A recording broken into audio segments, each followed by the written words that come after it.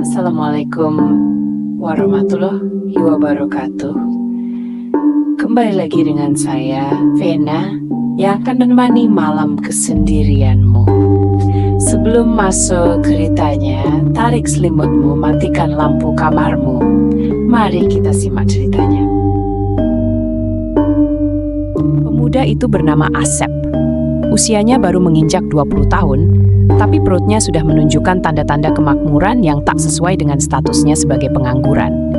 Tubuhnya gempal, wajahnya selalu dihiasi senyum lebar, dan ada sesuatu dari cara bicaranya yang selalu berhasil membuat orang tertawa, entah karena lucu beneran atau justru kelewat garing. Sebulan lalu, Asep masih bekerja sebagai pegawai di sebuah supermarket. Tapi nasib berkata lain, supermarket tempatnya bekerja merampingkan karyawan, dan Asep termasuk salah satu yang harus angkat kaki. Sejak saat itu, hari-harinya diisi dengan kegiatan yang menurutnya lebih bermanfaat. Mancing di sungai belakang desa, nongkrong di pos ronda, dan tentunya menggoda teman-temannya. Siang itu, matahari terik membakar atap-atap rumah. Pos ronda yang berdiri di pinggir jalan desa menjadi tempat berteduh yang paling strategis. Di sana, Model dan Arya sedang duduk di atas dipan kayu yang mulai reyot, sibuk memainkan bidak catur dengan ekspresi serius seperti sedang mempertaruhkan harga diri. Model, pemuda jangkung dengan rambut selalu berantakan, tampak berpikir keras. Sementara Arya yang lebih pendek dengan kulit sawo matang menatap papan catur dengan tatapan penuh strategi. Tiba-tiba, "Woi, setan!" Asep muncul dari belakang pos ronda dengan teriakan khasnya yang mendadak dan berlebihan. Model langsung terlompat kaget, hampir membalikan papan catur. Sementara Arya buru-buru menahan bidak-bidak yang nyaris terjungkal. "Sialan, Sep! Ngagetin aja lu, bangka!" gerutu Model sambil mengusap dadanya. Masih syok, Asep tertawa terbahak-bahak, perutnya terguncang naik turun. "Hahaha, muka lu kayak kucing abis nyium balsem, Dol." Arya menghela napas, setengah kesal, setengah geli. "Kerjaan lu tuh ya, nganggur tapi ganggu orang mulu." Asep langsung duduk di dipan, tanpa permisi, tanpa beban. Ya, namanya juga orang kreatif, harus ada kerjaan biar nggak bosan. Model mendengus. "Kreatif kepala lu. Kreatif mah bikin usaha, bukan bikin orang jantungan." Asep cengengesan. "Usaha mah gampang, modalnya aja yang susah." Asep mengusap perutnya yang mulai keroncongan. Siang terik begini, biasanya dia sudah leye-leye di rumah sambil nonton TV. Tapi karena di rumah cuma ada ibunya yang hobi nyuruh-nyuruh, dia lebih memilih nongkrong di pos ronda, tempat yang lebih damai untuk seorang pengangguran seperti dirinya. Sambil meluruskan kakinya, Asep menatap Model dan Arya yang masih sibuk di depan papan catur. Ia lalu menyeringai jahil. Gua bingung ya, kenapa cuma gua doang yang dicap pengangguran? Lu berdua juga nggak kerja kan?" Asep menunjuk mereka bergantian. Model langsung mendelik. "Beda, goblok, gua masih freelance, kadang bantuin paman gua di bengkel." Asep terkekeh. "Bantuin apa? Nungguin kunci Inggris hilang?" Model mendengus, lalu menjawil kepala Asep. "Kampret lu, daripada ngejekin orang, mending lu cari kerja juga, Sep." Asep menggaruk kepalanya yang sebenarnya tidak gatal. "Ya mau kerja apa, Dol? Lihat aja badan gua, udah kebentuk buat mancing, bukan buat kerja kantoran." Arya yang sejak tadi diam tiba-tiba menutup botol air mineralnya, lalu menatap mereka dengan ekspresi penuh perhitungan. "Daripada ribut soal kerjaan, mending kita mancing aja nanti malam." Asep langsung sumringah. "Nah, ini baru usul cerdas." Model mengangkat sebelah alis. "Mancing? Di mana?" Arya menoleh ke arah sungai di ujung desa, lalu mengangkat dagunya menunjuk ke sana. "Di ujung sungai itu, tempatnya sepi, nggak banyak yang tahu. Kata bapak gua, ikannya gede-gede." Asep langsung berdiri dan menepuk dadanya sendiri. "Siap, Pak Bos. Malam ini gua bakal buktiin siapa raja pemancing di desa ini." Model mendecak pelan. "Dasar bocah koplak, kalau sampai gak dapet ikan, gua pulang duluan." Arya tersenyum tipis. "Santai aja, Dol. Yang penting ada hiburan." Mereka bertiga pun sepakat. Malam ini mereka akan pergi memancing di ujung sungai itu. Malam tiba, angin berembus sejuk di desa kecil itu. Jalanan sudah mulai sepi, hanya terdengar suara jangkrik bersautan dan sesekali gonggongan anjing dari kejauhan. Model dan Arya sudah berdiri di depan rumah Asep, motor butut Model terparkir di pinggir jalan. "Sep, cepetan lah!" teriak Model sambil mengetuk pagar bambu rumah Asep. Arya melirik jam di ponselnya. "Udah 5 menit, kemana tuh bocah?" Dari dalam rumah terdengar suara gaduh. Tak lama, pintu terbuka dan muncullah Asep dengan wajah lega. Langkahnya santai, senyum lebarnya khas. Tapi yang bikin Modol dan Arya melotot bukan itu, melainkan tangan Asep yang langsung mengelap sesuatu ke baju Modol. Sialan, tangan lu kenapa basah gini? Apa-apaan lu? Modol langsung mundur dengan ekspresi jijik. Asep ngakak sambil menepuk perutnya. Abis ngising tadi, kagak ada tisu, ya udah. Modol langsung meloncat mundur dengan wajah ngeri. Anjing lu, Sep! Arya buru-buru menarik Modol yang sudah bersiap menghajar Asep. Sabar, Dol. Jangan dibikin ribut. Asep masih cengengesan, sementara Modol mengusap bajunya dengan ekspresi mual. Gua sumpahin lu jatuh dari motor nanti, Sep. Yah, jangan gitulah. Kan ini tandanya kita makin akrab, kata Asep dengan nada bercanda. Modol hanya mendengus kesal, sementara Arya menggelengkan kepala. Udah. Daripada keburu malam banget, mending kita berangkat sekarang, kata Arya menengahi. Setelah sedikit drama, akhirnya mereka bertiga naik ke motor Modol. Karena motor itu cuma kuat menampung 2 orang, Asep, yang badannya paling gempal, terpaksa duduk di tengah, mepet di antara Modol yang nyetir dan Arya yang duduk di belakang. Motor butut itu pun melaju di jalanan desa yang mulai gelap. Hati-hati bawa motornya, Dol, kata Arya. Modol mendecak. Kalau beratnya nggak kayak orang 3, gua bisa lebih stabil bawa motor. Asep tertawa terbahak. Lu harus bersyukur punya teman sekeren gua. Modol mendesis pelan. Sekeren tai ayam. Perjalanan ke sungai pun dimulai. Mereka bertiga tidak sadar bahwa malam ini bukan sekadar malam biasa, bahwa gelapnya malam akan membawa sesuatu yang lebih dari sekadar tawa dan canda. Malam semakin larut saat mereka tiba di pinggir sungai. Suasana begitu sepi, hanya ada suara gemericik air yang mengalir tenang. Sesekali terdengar suara kodok bersahutan dari kejauhan. Cahaya bulan samar-samar menerangi permukaan air, menciptakan bayangan yang beriak pelan. Modol mematikan mesin motor dan langsung turun. Akhirnya sampai juga. Gua pikir motor gua nggak bakal kuat nanjak tadi gara-gara beban ekstra. Ia melirik Asep tajam. Asep yang baru turun malah meregangkan badannya santai. Lebay, itu motor lu udah tua, bukan gua yang berat. Arya hanya tersenyum tipis sambil mengambil senter dari tasnya, lalu menyalakannya. Cahaya kuning terang menyorot ke arah sungai, memperlihatkan batang-batang bambu yang menjorok ke air, tempat mereka biasa duduk saat memancing. Modol mengeluarkan kotak kecil berisi umpan dari tasnya, sementara Arya mulai merakit jorannya. Mereka tampak serius menyiram alat pancing. Tangan mereka merasakan tajam dan telip pancing. Di sisi lain, Asep malah duduk santai di atas batu besar, membuka plastik kresek yang dia bawa. Aroma gorengan langsung menyeruak ke udara. Modol yang sedang sibuk memasang umpan mendongak, lalu melotot ke arah Asep. Buset, Sep. Lu malah buka gorengan, bukannya pasang pancing dulu? Arya yang melihat itu langsung terkekeh pelan. Asep tanpa dosa mengambil 1 tahu goreng dan menggigitnya dengan lahap. Sabar, Dol, pancing bisa nunggu tapi perut nggak bisa. Modol menggelengkan kepala dengan ekspresi frustasi. Lu mah mancing bukan buat cari ikan, tapi buat piknik. Asep hanya cengengesan sambil menyodorkan gorengan ke arah Arya. Makan dulu, Ra. Yang penting kita isi tenaga dulu biar nanti mancingnya dapat banyak. Arya tertawa kecil lalu mengambil 1 bakwan. Bener juga sih, mancing sambil lapar nggak enak. Modol mendengus sambil menggeleng. Yaelah, dasar 2 pengangguran akut. Gua mah pengen dapat ikan, bukan dapat kolesterol. Asep malah semakin santai, menyandarkan punggungnya ke batu sambil mengunyah. Tenang, Dol. Ikan-ikan di sini pasti ngelihat kita makan. Mereka jadi kepancing buat makan umpan kita juga. Modol hanya bisa menghela napas panjang. Ya Tuhan, gua nggak ngerti logika lu, Sep. Tapi gue yakin kalau bodoh itu ada bentuknya. Ya kayak lu ini. Arya kembali tertawa. Sementara Asep malah makin santai menikmati gorengannya. Malam itu masih terasa biasa saja, penuh tawa dan obrolan konyol. Tapi tanpa mereka sadari, di balik gelapnya sungai, sesuatu tengah mengintai. Arya dan Modol sudah sejak tadi memasukkan kail ke sungai, duduk dengan sabar sambil menunggu tanda-tanda tarikan dari ikan. Asep setelah puas menghabiskan gorengannya, akhirnya memasang umpan di kailnya. Dengan santai, dia melempar tali pancingnya ke sungai, kemudian duduk bersila di atas batu, masih dengan ekspresi penuh percaya diri. Sementara itu, Arya sesekali melirik pelampung pancingnya yang diam tak bergerak. Ia menghela napas. Dari tadi belum ada pergerakan, kayaknya ikannya lagi nggak lapar. Modol yang duduk di sebelahnya juga mulai kesal. Iya, udah hampir setengah jam, tapi nggak ada yang nyambar. Baru saja Modol selesai bicara, tiba-tiba terdengar suara air terciprat dari arah pancing Asep.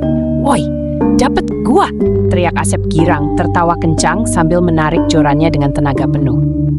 Air berkecipak dan benar saja, seekor ikan cukup besar melompat dari air berusaha melepaskan diri dari kail. Dengan cekatan, Asep mengangkatnya ke daratan. Hahaha! Gila, baru sekali lempar, langsung dapet. Lu berdua masih jomblo di sini nungguin ikan, gua sekali lempar langsung dapet jodoh. Asep terkekeh puas, matanya berbinar penuh kemenangan. Arya hanya menatapnya datar, lalu berkata dengan suara pelan, "Sep, jangan ketawa keras-keras." Asep mengerutkan dahi. "Kenapa? Ikan-ikan takut?" Arya menggeleng pelan, tatapannya sedikit berubah serius. "Bukan. Kata orang-orang, kalau di sungai ini ketawa terlalu keras, nanti ada yang keganggu." Asep melirik Arya, lalu menoleh ke Modol, mencari kepastian. Modol bukannya menenangkan, malah ikut menakut-nakuti. "Iya, Sep. Orang sini bilang ada yang tinggal di sungai ini. Apalagi kalau malam-malam begini. Biasanya mereka diem, tapi kalau ada suara kencang, suka penasaran." Modol berbicara dengan nada yang sengaja dibuat lebih berat dan lambat, seolah sedang menceritakan kisah mistis. Asep bukannya takut, malah semakin lebar senyumnya. Ia menepuk dadanya sendiri. Gua mah nggak takut, Dol. Mau yang penasaran, kek? Mau yang ngintip, kek? Gua tantangin sekalian. Woi, yang katanya tinggal di sini, kalau bener ada, kasih gua ikan lebih gede dong. Teriaknya, sengaja mempermainkan cerita Modol. Arya langsung melirik Asep tajam. "Sep, jangan main-main." Modol ikut menimpali, kali ini dengan nada lebih serius. "Iya, Sep, lu bisa aja bercanda, tapi kita nggak tahu bener atau enggaknya." Asep malah terkekeh. "Santai aja, men. Dunia ini udah penuh sama masalah nyata, masa gua harus takut sama yang nggak kelihatan?" Hening, angin tiba-tiba berembus lebih dingin, membuat bulu kuduk Arya sedikit meremang. Modol menelan ludah, mendadak merasa suasana sekitar berubah sedikit lebih gelap dari sebelumnya. "Tuh kan! Ini loh, ada yang keganggu," ujar Asep. Dah, mancing aja dah," ajak Modol sambil menarik jorannya. Malam semakin larut, tapi mereka tetap melanjutkan memancing. Angin berembus lebih dingin dari sebelumnya, sesekali membuat permukaan air sungai beriak pelan. Modol dan Arya kembali fokus pada pancingan mereka, sementara Asep, meskipun tadi sempat meledek soal makhluk halus, masih dengan santainya menikmati suasana. Tiba-tiba, biar! Sebuah benda besar jatuh ke tengah sungai, menciptakan percikan air yang cukup tinggi. Suaranya menggema, memecah keheningan malam. Mereka bertiga tersentak. Arya langsung mengarahkan senter ke arah suara, matanya menyipit mencoba mencari tahu apa yang barusan jatuh. Modol menegang, tangannya tanpa sadar mencengkeram joran lebih erat. "Apaan tuh?" tanya Modol dengan suara sedikit bergetar. Asep yang sejak tadi menatap sungai dengan bingung, tiba-tiba menyeringai. "Gede banget itu jatuhnya. Jangan-jangan," Arya melirik Asep. "Jangan-jangan apa?" Asep memasang ekspresi serius, lalu berkata dengan nada kocak, "Jangan-jangan itu batu coklat besar." Arya yang sempat tegang langsung tertawa. "Hah! Gila lu, Sep, batu coklat gede." Asep mengangguk mantap. "Iya, batu raksasa yang warnanya kayak dodol, bisa jadi itu kiriman dari dunia sebelah. Atau batu itu sebenarnya telur naga?" Modol menoleh ke Asep dengan tatapan tajam. "Bisa nggak sih, lu jangan bercanda dulu. Ini beneran aneh, Sep." Asep cengengesan, tapi melihat wajah Modol yang mulai serius, dia sedikit menurunkan nada suaranya. "Yah, siapa tahu beneran cuma batu jatuh dari tebing atau ada yang iseng lempar sesuatu." Arya masih menyorotkan senternya ke arah tengah sungai, tapi airnya sudah kembali tenang. Tak ada tanda-tanda apapun. Tapi kita dari tadi nggak dengar ada suara benda jatuh dari tebing. Lagi pula, siapa juga yang iseng lempar sesuatu jam segini? Modol menelan ludah, ekspresinya semakin gelisah. "Udahlah, gua nggak enak. Mending kita cabut aja." Asep menghela napas lalu menepuk pundak Modol. "Dol, kalau beneran ada yang ganggu, ya kita santai aja. Siapa tahu dia juga mau mancing." Modol mendesis. "Bangsat, Sep." Meskipun Asep masih mencoba bercanda, kali ini ada sesuatu yang membuatnya sedikit tidak nyaman. Mereka bertiga masih terdiam, menatap air sungai yang kembali tenang. Suasana yang tadi penuh tawa kini terasa berbeda. Angin malam bertiup lebih dingin, membuat bulu kuduk Arya sedikit meremang. Modol masih menggenggam jorannya dengan erat, matanya sesekali melirik ke sekeliling. "Gua bilang juga apa, Sep? Ini tempat emang aneh.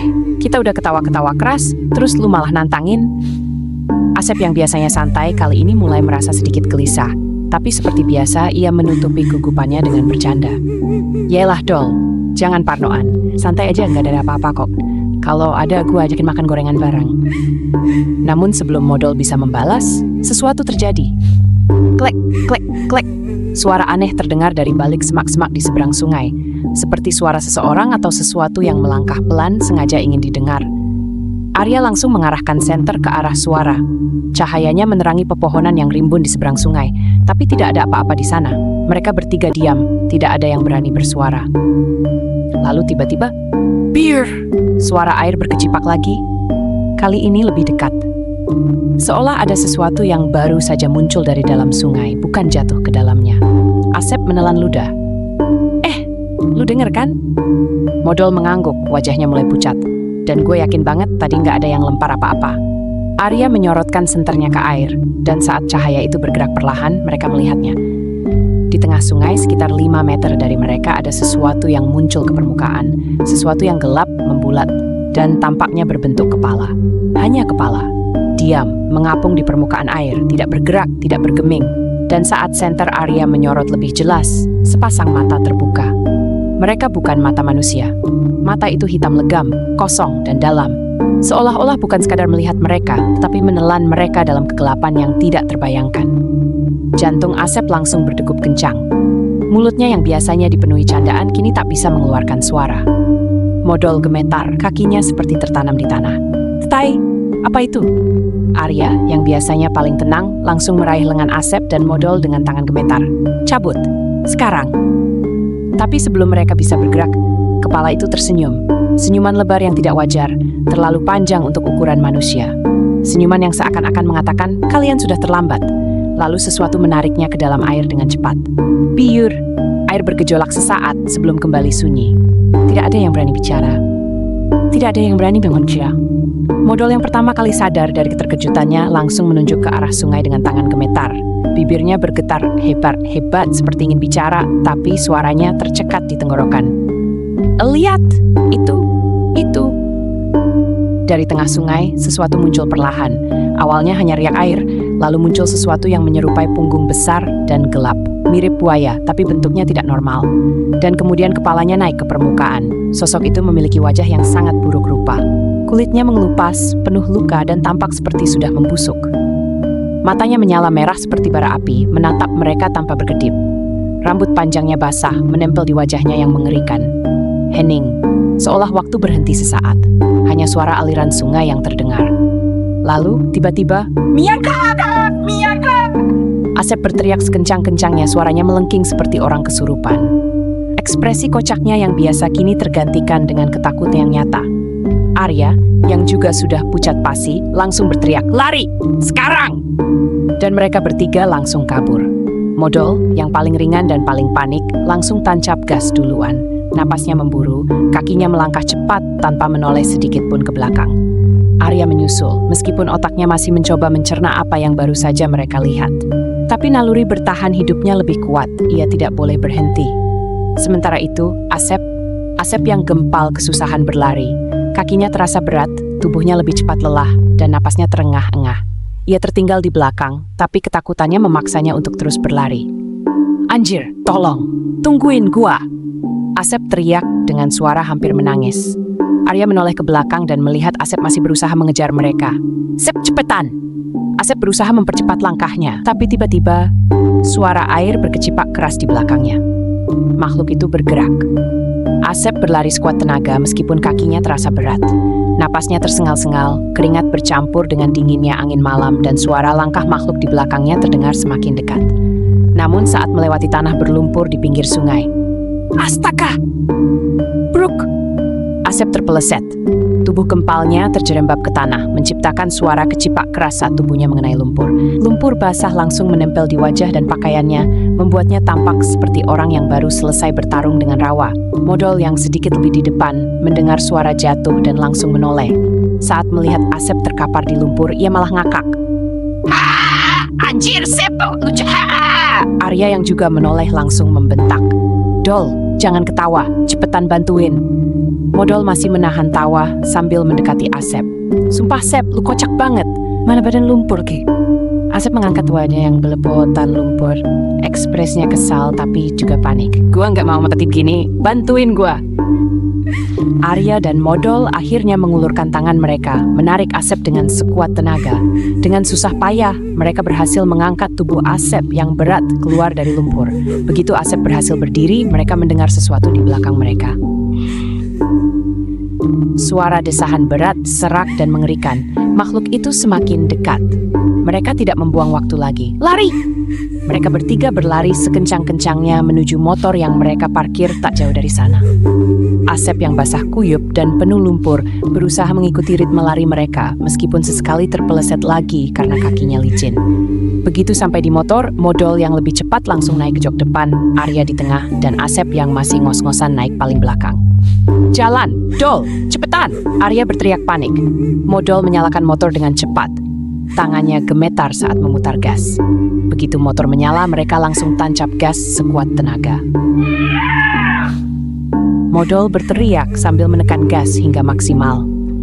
Ban motor sedikit tergelincir karena tanah yang basah, tapi dalam hitungan detik mereka sudah melaju kencang meninggalkan sungai terkutuk itu. Di kaca spion, Asep sempat melirik ke belakang. Makhluk itu masih berdiri di pinggir sungai. Matanya yang merah menyala menatap mereka, seolah memberi peringatan. Asep langsung merem dan menempelkan wajahnya ke punggung Arya. Gua nyesel datang ke sini.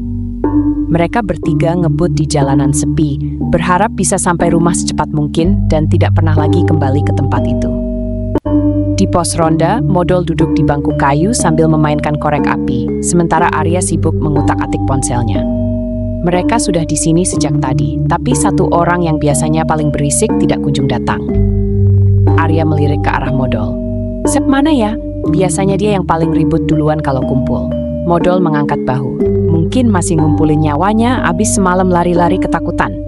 Arya terkekeh. Ya udah, kita ke rumahnya aja, siapa tahu dia kenapa-kenapa.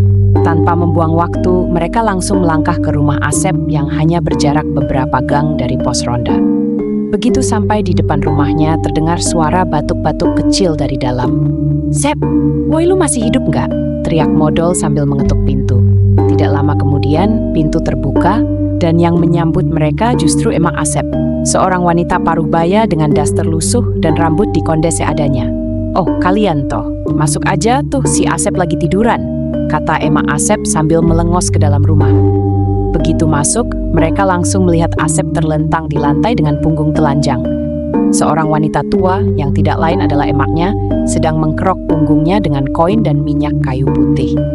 Garis-garis merah sudah tampak di sepanjang punggung Asep, tanda kalau tubuh Damdang tidak enak badan. Modol langsung ngakak, hahaha, Sep, lu kenapa? Ada yang nempel ya? Asep melirik dengan mata sayu, sialan Dol, greges gue dari semalam. Emaknya menimpali sambil mengerok lebih kencang. Iya, nih bocah pulang-pulang badan anget, ngigo pula. Arya tertawa kecil sambil duduk di lantai. Ngigo apaan, Mak? Emaknya menghela napas. Katanya miyangga sampai 3 kali. Apa sih itu miyangga? Modol langsung ngakak lagi sampai hampir jatuh dari kursi. Hah, Sep, lu semalam ngigo teriak miyangga. Asep mendengus lemah. Anjir, gua mana tahu, Dol. Yang penting gua selamat. Modol semakin meledek. Gua udah bilang, Sep, lu jangan nantang-nantangin makhluk halus. Tuh kan, kena lu sekarang. Asep hanya bisa mendengus kesal, malas berdebat karena kepalanya masih pusing. Tiba-tiba, ya! Asep mengaduh kesakitan karena emaknya mencubit pinggangnya dengan cukup keras. Mak, sakit! Biarin, emak kesel lihat kelakuan lu kemarin, sok jago. Udah tahu tempat angker, malah nantang-nantangin. Kalau lu kesurupan, emak mana sanggup ngusirnya? Arya hanya bisa tertawa melihat Asep meringis kesakitan dicubit emaknya. Sementara Modol menepuk pundak Asep dengan senyum menyeringai. Sep, lain kali kalau mau nantangin setan, jangan ngajak kita ya. Asep hanya bisa mendesah panjang, merasa hidupnya penuh sial hari ini.